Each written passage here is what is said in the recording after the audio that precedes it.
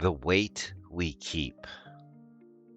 The tavern was in the cliffside city of Halvareth, where the sea breathed slowly against a black stone and lanterns swayed in the salted wind. Inside, the air smelled faintly of cedar and warm bread. The steady rhythm of waves filtered through the walls like a distant heartbeat. The door opened, and a traveler stepped in carrying the posture of someone holding too much. The cat lifted his head from the bar, studied the newcomer, and decided he was acceptable.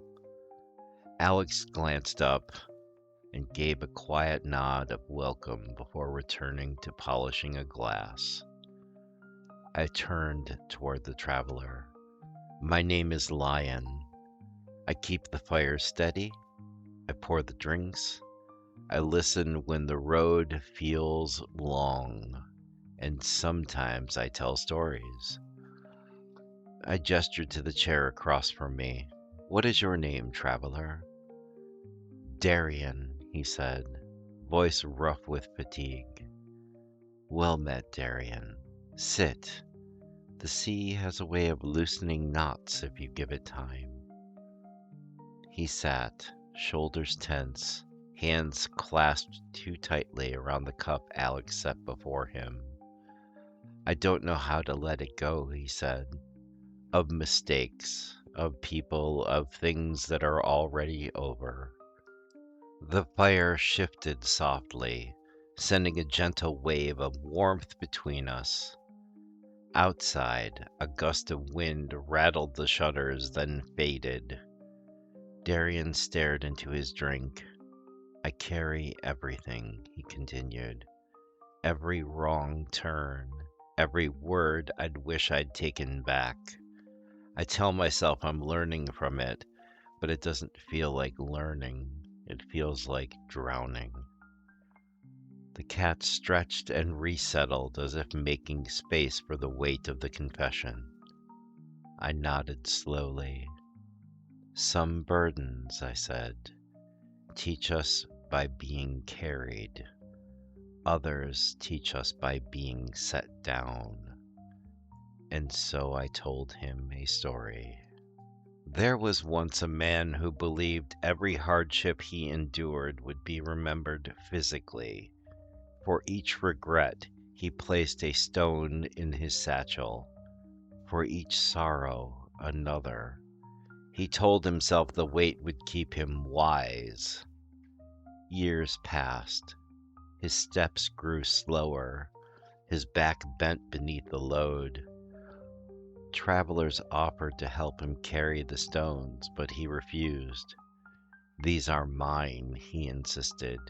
"They made me who I am." One day he reached a narrow bridge swaying above a deep gorge. The planks creaked beneath his burden. Halfway across, the ropes groaned. He realized then that wisdom was not in keeping of every stone. With trembling hands, he began to release them.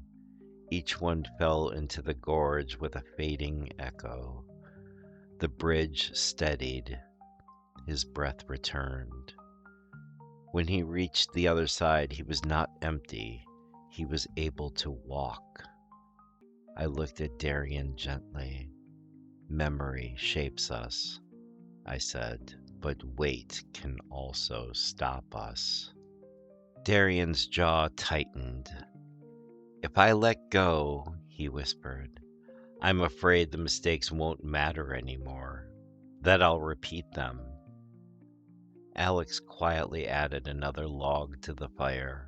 Sparks rose and settled like brief stars. "Letting go is not forgetting," I told him. "It is choosing to carry the lesson without dragging the stone." He exhaled shakily. "I've been punishing myself," he admitted, "as if pain is proof that I care."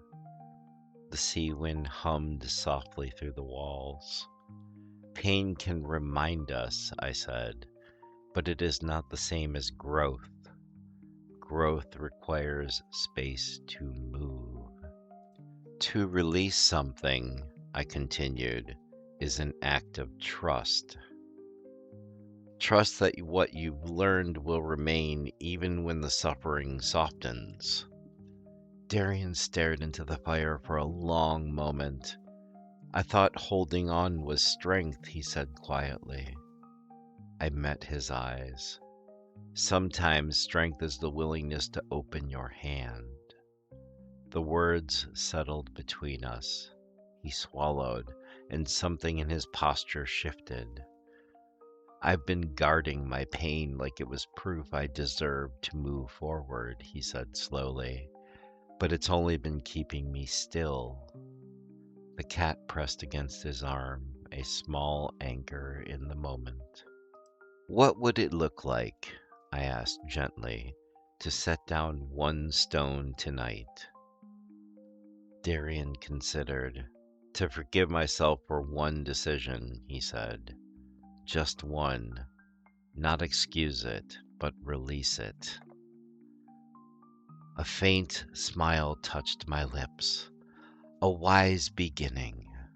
Bridges are crossed one step at a time.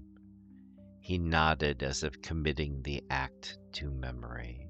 When Darian stood, he seemed taller, not because his burdens had vanished, but because he had chosen not to clutch them so tightly. At the door he paused. The wind carried the steady breath of the sea into the tavern. He closed his eyes for a heartbeat, then stepped into the night with a lighter stride. The fire crackled softly behind him. If you are holding on to something that no longer teaches you but only weighs you down, consider what it might mean to loosen your grip. You are allowed to keep the lesson and release the suffering, and when you are ready, set it down, that one small stone. The tavern settles into its late hour quiet. The scent of cedar lingers warm in the air. Outside, the sea continues its patient rhythm, unchanged and eternal. I watched the door where Darian departed. Do you think he'll manage it? Alex asked softly, leaning on the bar. He already has, I replied. The first stone is always the heaviest.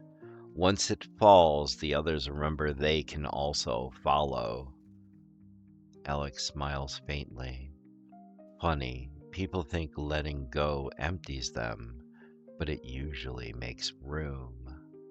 The cat flicks his tail in agreement, curling tighter by the hearth.